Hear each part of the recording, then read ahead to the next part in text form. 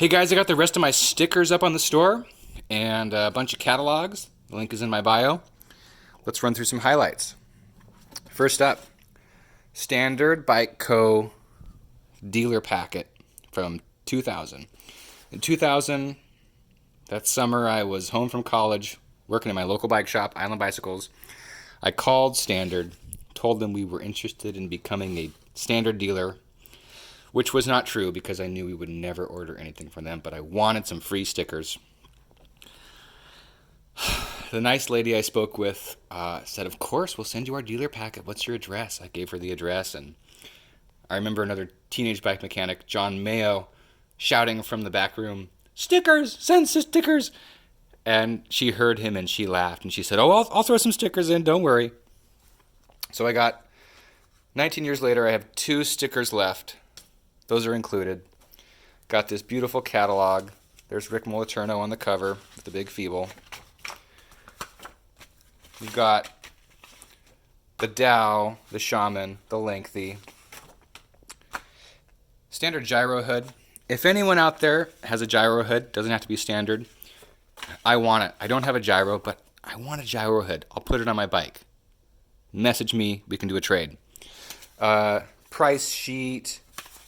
Company policy, a bunch of great stuff. Super obscure, and what a great piece. Next up, Airwalk, 1996. Got 2 flyers. 96 was the alternative music, extreme sports revolution, and skate fashion was suddenly mainstream. You could buy Airwalks at the mall. Couldn't buy Etnies in the mall yet, unless your mall happened to have a skate shop, maybe. But I was way into it. Although I could sense that this was pretty corporate, and I didn't really think it was cool. The premise of this flyer is this is a daredevil James Bond type guy saving the mayor's daughter. He's an extreme sports athlete. But this is kind of cool. This looked like a stage photo to me, although those are basic silencer pegs on a fork with peg bosses. His bars are too far forward. I think I thought this was a red line at the time. I don't know what this was, but staged photo, but that's a real photo. That dude can bunny hop, or he's got a launch ramp sending him over that trash can. He's not just a model. Who is he? If you know, let me know. And then I picked this up at the same time, Airwalk Guide to Sports. This guy is definitely grinding a handrail, for real. But who is that? I don't know. His name's not in here. First issue of Dig. I picked this up right around this time. My first issue of Dig, that is. This is issue 4, 1995 or 1996. And we've got this interview with a British bloke named Ian Morris, grinding a bunch of handrails in the snow. And then back page, you get the Ian Morris Airwalk ad. And that guy looks like that guy. Aha! It's Ian Morris. I knew. Connecting the dots. So, bunch of cool pieces. Next up, stickers. So these 3 stickers, Extreme BMX, Beyond Extreme, and this Racer Tuck, bow-legged, I bought these from Stick 'em Up. This is Stick 'em Up. If you're too young to know what this is, Stick 'em Up sold stickers basically to put on your number plate. And they're all just terribly cheesy. Born Wild, Catch Me If You Can, Wild Child. And this is the one time I ever ordered from Stick 'em Up, which I don't know if it was ever cool. But I made this order in 1997 because I knew these were totally cheesy, and I thought it would be funny to put them on my helmet, which I did. But I'm a collector, so I bought doubles, which is why I have these now to sell. So if you don't ride BMX and you are watching this video, I need to explain to you the term Midschool.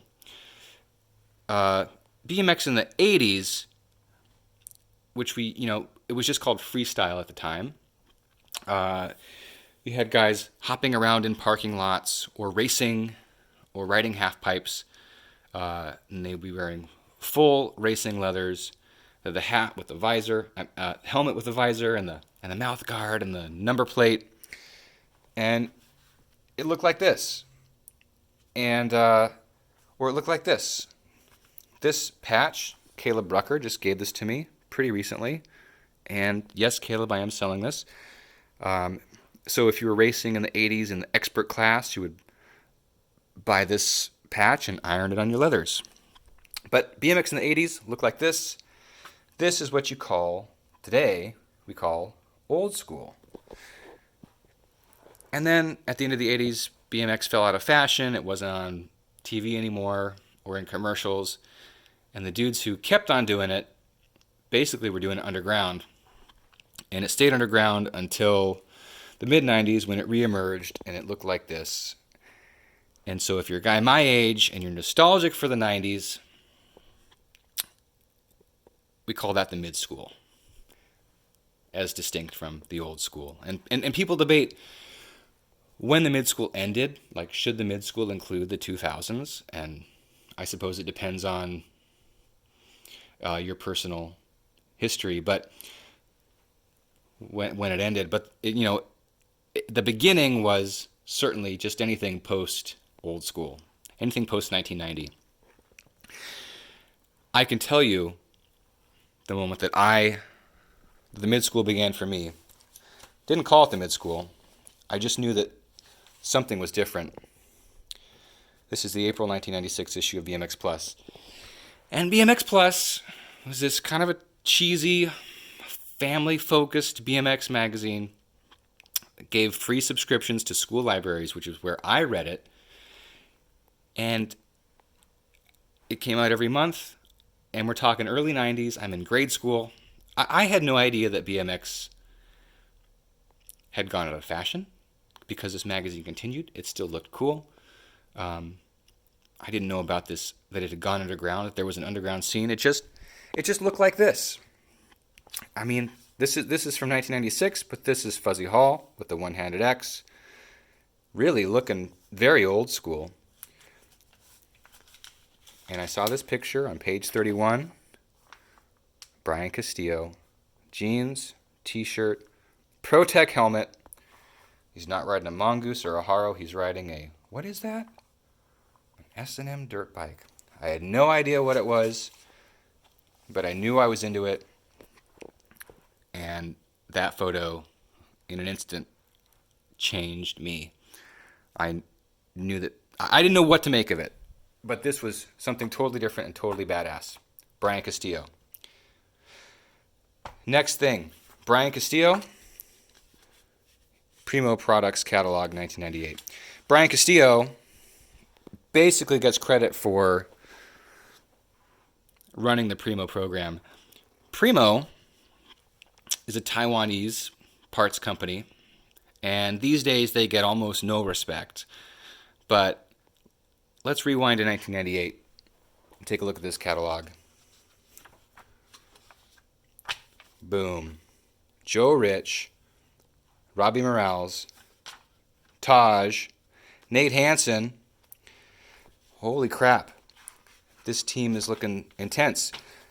Joe, Robbo, and Taj, of course, started Turbo One. Nate Hansen was a pro flatlander who, once he started riding ramps in a backwards trucker hat, there's Nate Hansen. Nate Hansen basically was, you might, I'm going to make the claim that he was the first BMXer to fully embody the Hesh aesthetic. Very important historic figure in BMX culture. And Dave Young, the metalist dude ever. Dave Young rode for Primo. No one talks about the link between Brian Castillo and Hesh. Well, Brian Castillo was pretty Hesh, but no one talks about the link between Brian Castillo and T1. But there you have it, for real. Okay, bring this full circle. I've got 15 seconds. I bought this SGA 500, thinking I'd part it out. I basically just wanted this standard stem, but I don't think I'll keep it. Primo sticker on the down tube. It's a standard. That's all. Good night, guys.